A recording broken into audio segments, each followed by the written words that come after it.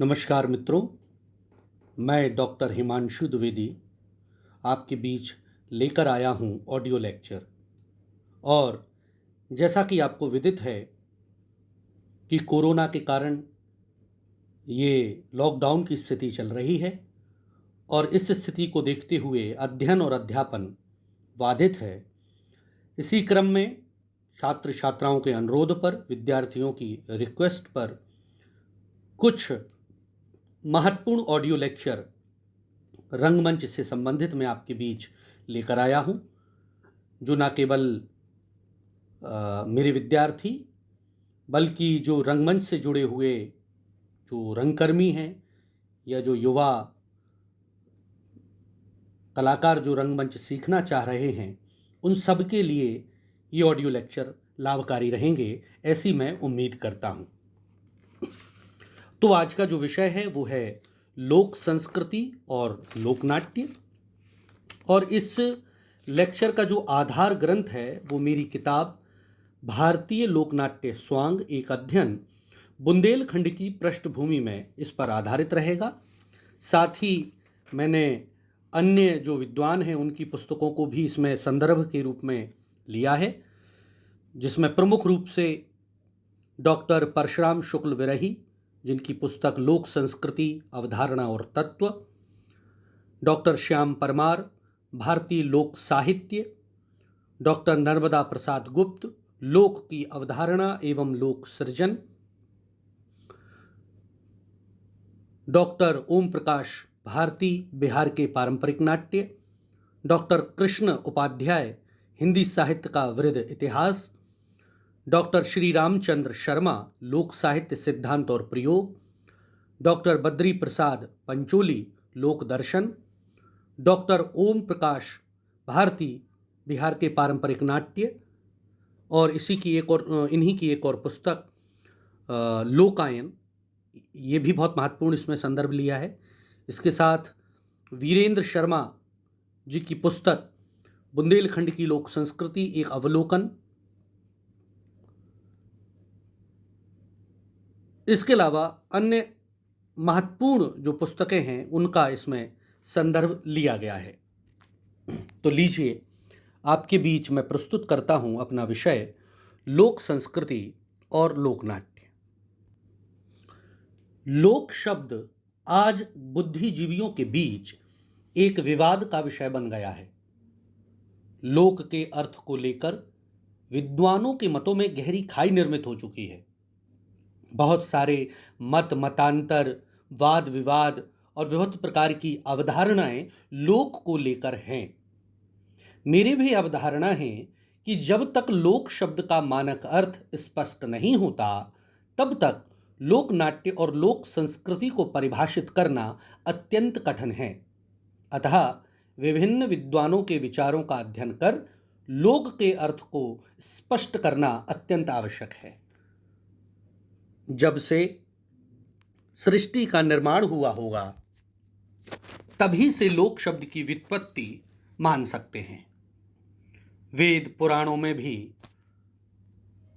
स्वर्गलोक, पृथ्वीलोक, नागलोक, पाताल लोक आदि का वर्णन मिलता है। पौराणिक ग्रंथों में ब्रह्मा का दूसरा नाम लोक माना गया है। ऋग्वेद एवं उपनिषदों में अनेक जगह लोक शब्द का प्रयोग हुआ है। इसी के साथ अगर हम मूल्यांकन करें और देखें तो पाते हैं कि ऋग्वेद के पुरुष सूक्त में लोक शब्द का प्रयोग जीव तथा स्थान के लिए किया गया है। महाभारत के आदि पर्व में लोक शब्द का प्रयोग जनसाधारण के संदर्भ में हुआ है। पाणिनिकृत अष्टाध्यायी, पतंजलिकृत महाभाष्य में भी लोक का जिक्र मिलता है। नाट्यशास्त्र में भी भरत मुनि ने लोक धर्मी की बात कही है और कहा है कि जो वर्णन मैंने नाट्यशास्त्र में नहीं किया उसे बुद्धिजीवियों को लोक से ग्रहण करना चाहिए। संस्कृत व्याकरण के अनुसार लोक शब्द की व्युत्पत्ति संस्कृत की लोक दर्शने धातु में द्या प्रत्यय लगाने से हुई है, जिसका अर्थ है देखना। हमें महाभारत में भी एक श्लोक मिलता है जिसमें महर्षि वेदव्यास कहते हैं, प्रत्यक्षदर्शी लोकानाम सर्वदर्शी भवेन नरः। महाभारत में कहा गया है कि लोक का प्रत्यक्ष दर्शन कराने वाला ही सर्वदर्शी होता है, अर्थात जो लोक को दिखाता है वही सब दर्शन कराता है। उक्त कथन के माध्यम से स्पष्ट है कि यदि हम लोक को जानना चाहते हैं तो हमें लोक की चेतना, लोक की भावना तथा जनमानस के आचार व्यवहार का निरीक्षण कर सत्यता की परख करनी होगी। तभी हम लोक शब्द की व्याख्या करने में सफल होंगे। लोक का अर्थ जनसाधारण के कार्य व्यापार से है। ये जनसमूह देश के प्रत्येक भाग में होता है और लोक जीवन की परंपराओं और प्रथाओं से संबंधित है। जन शब्द का प्रयोग भारतीय साहित्य में साधारण जनता के लिए किया है और इसका प्रयोग अनेक बार किया गया है। जैसे उदाहरण स्वरूप कबीर ने लोक को लौकिक वैदिक परंपरा में बहता हुआ माना है। पीछे लागा जाई था लोक वेद के साथ। इसी के साथ तुलसी साहित्य में भी लोक शब्द परिपाटी के रूप में प्रस्तुत हुआ है। लोकहु वेद सुसाहिब रीति, विनय सुनत पहिचानत प्रीति। लोक परिपाटी के संदर्भ में तथा लोक स्थान के रूप में भी प्रयोग किया गया है। लोक विशोक बनाई जाए। लोक के विभिन्न अर्थों में एक अर्थ सर्वसाधारण से संबंध रखने वाला भी है, जिसे सर्वहारा वर्ग के रूप में गांव व शहर में देखा जा सकता है, जो श्रम की बुनियाद पर अपने जीवन की इमारत को खड़ी करने की कोशिश करता है। सामान्यतः लोक के 3 अर्थ लिए जाते हैं। पहला वो जो सभ्यता के प्रभाव से बहुत कम प्रभावित हुआ हो और जिसकी वृत्तियां मौलिक रूप से आदिम और अपरिमार्जित हों। दूसरा वो जो गांव में निवास करता हो और जिस पर बाहरी और आधुनिक सभ्यता का प्रभाव ना के बराबर हो। ये मानव की इस दृष्टि से भिन्न होता है कि गांव में रहते हुए भी उसकी वृत्तियां आदिम नहीं हैं, प्राचीन नहीं हैं। उस पर भी धर्म, समाज और संस्कृति के संस्कार विद्यमान रहते हैं और अपने आचार विचार, रहन सहन, खान पान, पहनावा आदि में वो ग्रामीण रहते हुए भी उस पर मानवीय विकास के लक्षण सुस्पष्ट होते हैं। दूसरा ये विस्तार है। और अगर हम तीसरी विस्तार की बात करें तो जन साधारण, चाहे वह गांव का रहने वाला हो या शहर का, उसकी विशेषताएं इतनी ही होती हैं कि वो शिक्षा, दीक्षा, पहनावा, खान पान, आचार विचार, संस्कार तथा व्यवहार में उस देश की संस्कृति का प्रतीक हो और देश की साधारण वृत्तियों का मूर्त रूप हो। अतः यहां स्पष्ट है कि लोक विशाल जनसमूह का स्वाभाविक ढंग से उजागर किया हुआ रूप है। अतः लोक का अर्थ असंस्कृत, अल्प शिक्षित समाज का स्वाभाविक रूप है। प्राचीन ग्रंथों और साहित्य मनीषियों के अतिरिक्त समकालीन विद्वानों ने भी इस संबंध में अपने मत दिए हैं, जिन पर संक्षिप्त प्रकाश डालना अति आवश्यक है। जैसे डॉक्टर सतेंद्र ने लोक की परिभाषा इस प्रकार लिखी है। वो कहते हैं कि लोक मनुष्य समाज का वो वर्ग है जो अभिजात्य, संस्कार, शास्त्रीयता और पांडित्य की चेतना अथवा अहंकार से शून्य है, जो एक परंपरा के प्रभाव में जीवित रहता है। यहीं लोक को परिभाषित करते हुए डॉक्टर हजारी प्रसाद द्विवेदी कहते हैं कि लोक शब्द का अर्थ जनपद या ग्राम में नहीं है, बल्कि नगर व गांव में फैली हुई वो समूची जनता से है जिनके व्यवहारिक ज्ञान का आधार पोथियां नहीं हैं। ये लोग नगर में परिष्कृत, रुचि संपन्न तथा सुसंस्कृत समझे जाने वाले लोगों की अपेक्षा अधिक सरल तथा अकृत्रिम जीवन के अभ्यस्त होते हैं और परिष्कृत रुचि वाले लोगों की समूची विलासिता और सुकुमार को जीवित रखने के लिए जो भी वस्तुएं आवश्यक होती हैं उसको उत्पन्न करते हैं। हजारी प्रसाद द्विवेदी के इस महत्वपूर्ण कथन के बाद अगर हम गौर करें तो डॉक्टर नर्मदा प्रसाद गुप्त का विचार है कि शास्त्रों से बंधे शास्त्रीय अधिक रूढ़िग्रस्त होते हैं जबकि लोकत्व से प्रेरित लोग सहज, अधिक स्वच्छंद, प्रकृत और ताजे रहते हैं।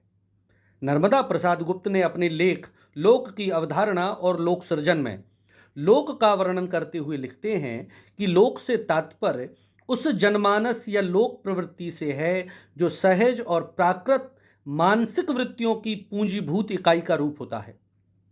सहज और प्राकृत का अर्थ आदिम ना होकर आज तक विद्वान उस सर्वकालिक रूप से है जो विभिन्न युगों की चेतना को आत्मसात करता हुआ भी उसके कृत्रिम प्रभावों से छूटता नहीं है।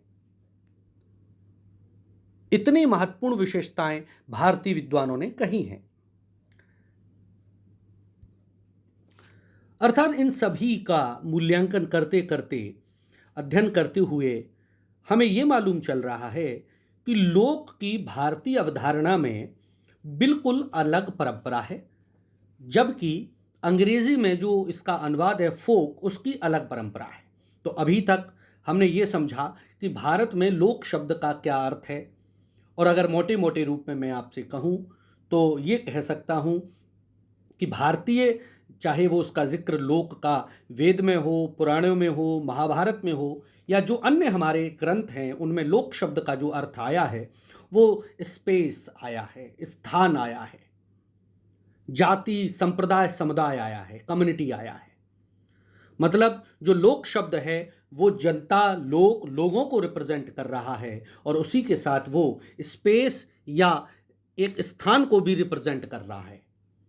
जैसे हमने पहले पढ़ा, लोकसभा, राज्यसभा या लोकतंत्र मतलब लोगों का तंत्र, लोकसभा मतलब लोगों की सभा, लोकनाट्य मतलब लोगों का नाट्य।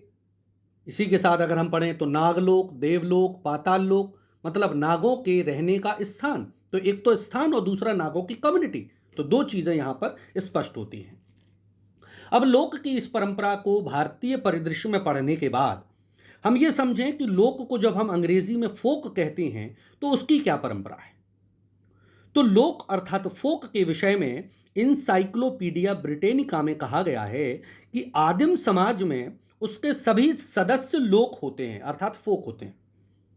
और इस शब्द के विस्तृत अर्थ को लें तो सभ्य राष्ट्र की पूरे जनसंख्या को लोक की संज्ञा दी जा सकती है, किंतु सामान्य प्रयोग में पाश्चात्य प्रणाली की सभ्यता में लोक वार्ता अर्थात इसको फोकलोर, लोक संगीत, फोक म्यूजिक आदि शब्दों में लोक का अर्थ संकुचित होकर केवल उन्हीं का ज्ञान कराता है जो नागरिक संस्कृति अथवा तकनीकी शिक्षा के प्रभाव से मुक्तः परे हैं, जो निरक्षर हैं, अर्थात जिन्हें मामूली सा अक्षर ज्ञान है और जो गवार हैं या ग्रामीण हैं। तो फोक या फोकलोर का अर्थ यहां पर यह निकल रहा है।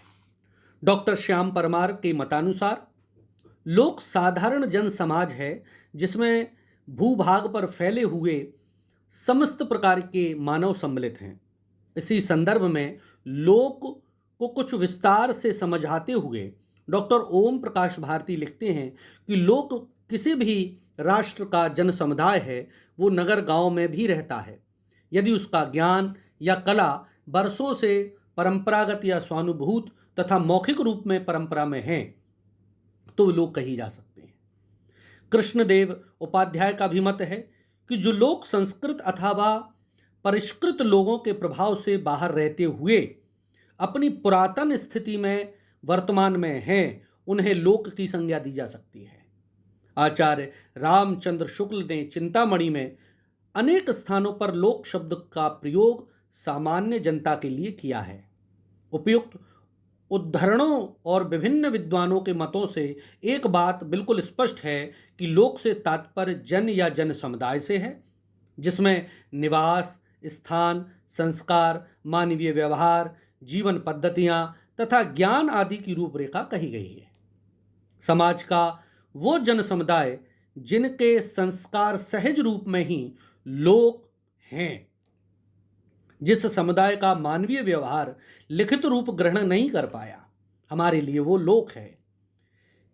ज्ञान के बारे में भी यही कह सकते हैं कि जिनके ज्ञान का आधार अर्थात संस्थागत अर्थात औपचारिक शिक्षा प्रणाली ना होकर स्वानुभूत है वही लोक है।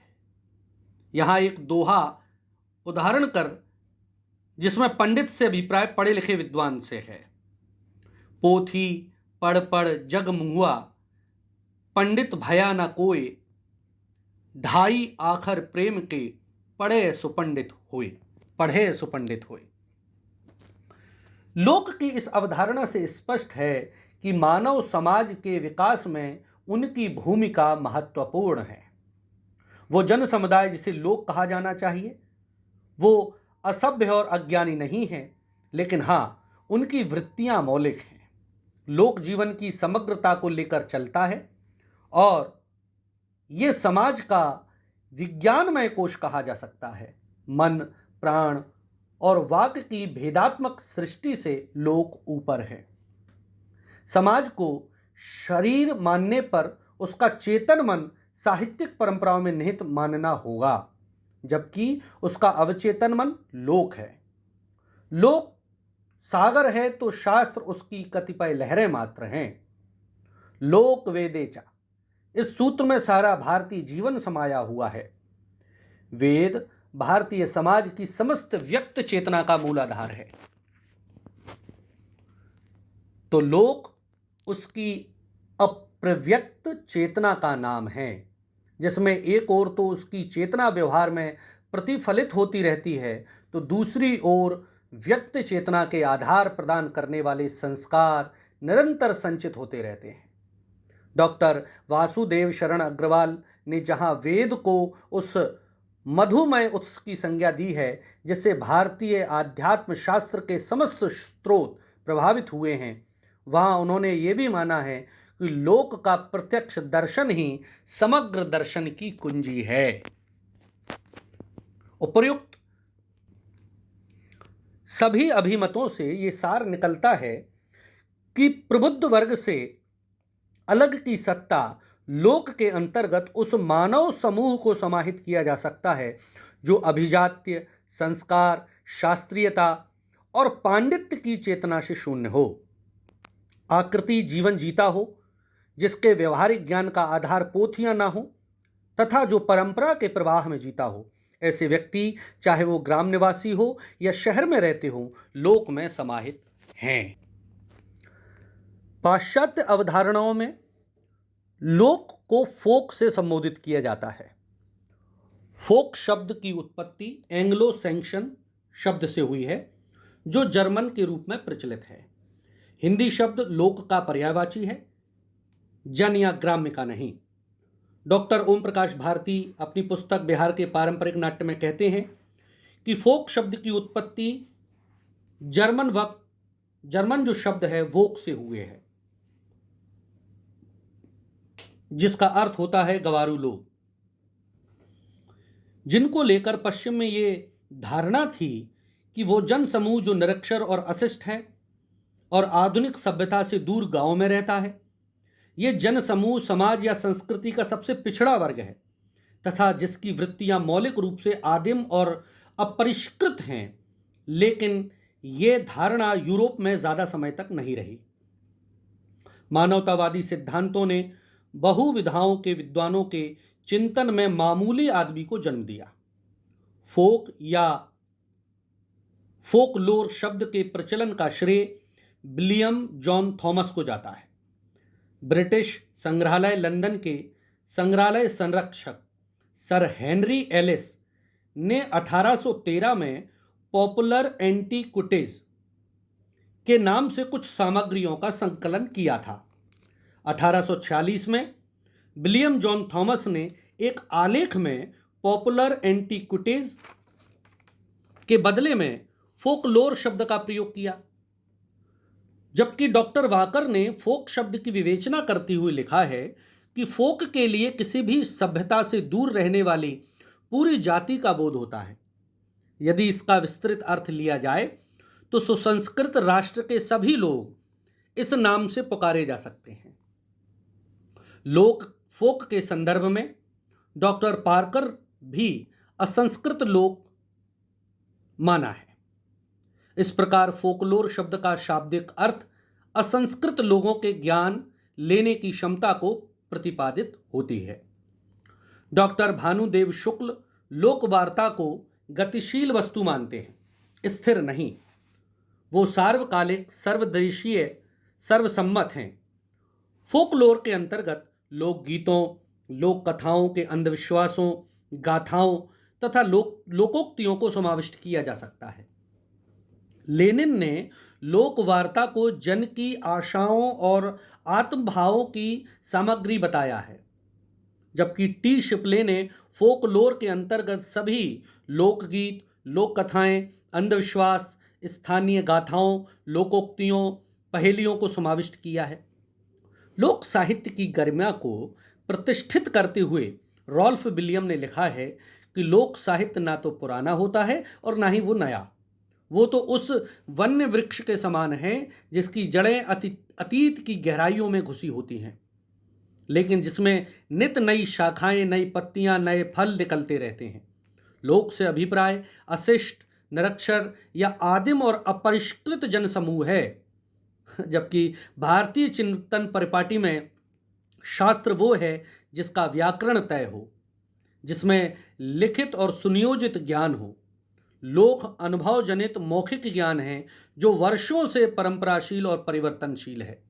यदि गांव का कोई कलाकार शहर में आकर कॉलेज, यूनिवर्सिटी में उच्च शिक्षा ग्रहण करता है और उसके बाद स्वांग, नौटंकी, तमाशा, भवाई या इत्यादि लोकनाट्य में अभिनय करता है, तो क्या वह लोक का कलाकार नहीं कहलाएगा? बिल्कुल कहलाएगा। हमें ये नहीं देखना है कि कलाकार गांव में रहता है या शहर में, पढ़ा है या मूर्ख। हमें ये देखना होगा कि उसके द्वारा प्रस्तुत कला की शिल्प प्रविधि लोक जैसी है या नहीं, पारंपरिकता का निर्वहन सूत्र उसमें है या नहीं। निष्कर्षतः ये कहा जा सकता है कि लोक किसी भी राष्ट्र या समुदाय का है। वो नगर, गांव कहीं भी हो सकता है। यदि उसका ज्ञान या कला वर्षों से पारंपरिक, अनुभवजन्य तथा मौखिक परंपरा में है, तो लोक ज्ञान फोकलोर या लोक कला कहा जाएगा। ये हम इन बातों से सिद्ध कर रहे हैं। अब लोक जो है और फोक में अंतर स्पष्ट करने के बाद थोड़ी सी चर्चा लोक संस्कृति और लोक नाट्य पे हम करेंगे। ये इसके पार्ट 2 में हम करेंगे और संदर्भ की तो मैंने शुरुआत में ही आपको वर्णन कर दिया था कि ये लेक्चर किन किन संदर्भों पर आधारित है। साथ ही इस ऑडियो लेक्चर की महत्वता या इसकी उपयोगिता ये है कि अक्सर आज ये जो जीवन है और जो फास्ट लाइफ हो गई है, उसमें बहुत कम समय मिल पाता है हमें कि हम एक जगह बैठकर और अध्ययन कर पाएँ। वीडियो लेक्चर स्वाभाविक हैं, बहुत ज़्यादा फ़ायदेमंद होते हैं और क्लासेस अगर ऑफलाइन होती हैं तो ज़्यादा अच्छी होती हैं, क्योंकि रंगमंच तो स्वाभाविक है, एक लाइव माध्यम है। लेकिन फिर भी कोरोना के कारण ये जो विकट परिस्थितियां हैं उसके कारण हम ऑनलाइन माध्यम से वीडियो की क्लासेस ले रहे हैं। लेकिन ऑडियो की महत्वता ये है कि आप कहीं सफ़र करते हुए या अपने घर का कुछ काम करते हुए कान में लीड लगाकर आराम से इसका श्रवण कर सकते हैं, लेटे हुए भी सुन सकते हैं। तो धीरे धीरे और आपको रिपीट करके भी आप कई बार उसे सुन सकते हैं, तो इसका आपको बहुत लाभ होगा, ऐसी मैं उम्मीद करता हूँ। तो अगले भाग 2 में लोक संस्कृति एवं लोक नाट्य में हम भाग 2 में ये समझेंगे कि लोक संस्कृति क्या है और फिर लोक नाट्य की चर्चा करेंगे। आप सभी ने सुना, बहुत बहुत धन्यवाद।